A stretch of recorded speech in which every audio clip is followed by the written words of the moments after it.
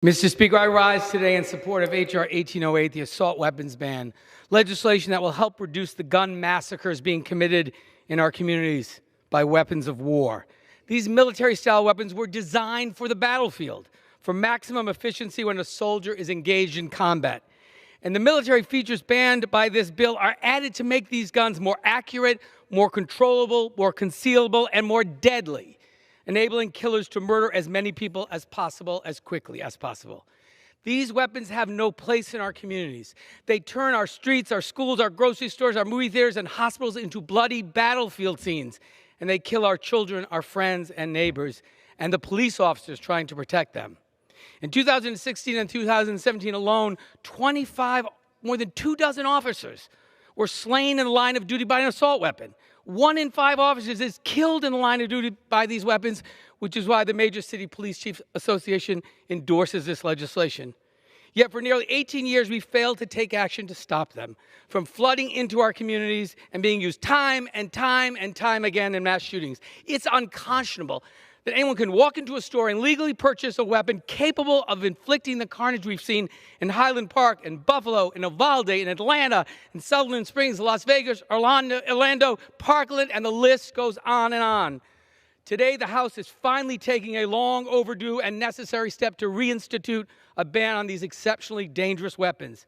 We didn't just come up with this proposal out of thin air and propose it. The original assault weapons ban was in place from 1994 to 2004, and we have clear evidence that it was effective in reducing these killings. Compared with the decade before its adoption, the 1994 assault weapons ban was associated with a 25% drop in gun massacres and a 40% drop in fatalities.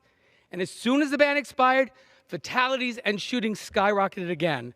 And when an assault weapon is used during a mass shooting, 6 times as many people are shot. So today I'm imploring my colleagues to take action to get these weapons of war designed for maximum destruction of human life off our streets. Let me be clear. I respect the Second Amendment, but it's not without limits. Imagine if we clung to the desire to protect our children and our communities as tightly as some of my colleagues cling to their rifles.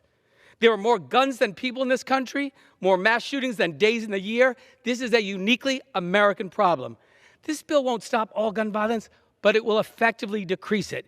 Because they were designed for military combat, these weapons don't just kill, they decimate. The shots fired can tear a softball-sized wound into a victim. And we know how we can reduce the suffering. Researchers estimate that if we still had a federal assault weapons ban, we would see a 70% decline in mass shooting deaths. Let that sink in. If the ban had remained in effect, 70% of the families torn apart by these massacres would still have their loved ones. We can't bring back 70% of these victims to their families and friends, but we can work to prevent more carnage moving forward. Let me end by saying this. In my faith tradition, we are taught that whoever destroys a soul, it is considered as if they destroyed an entire world.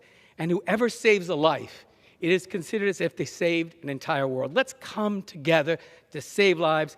Pass this bill. Thank you, Mr. Chairman. I yield back.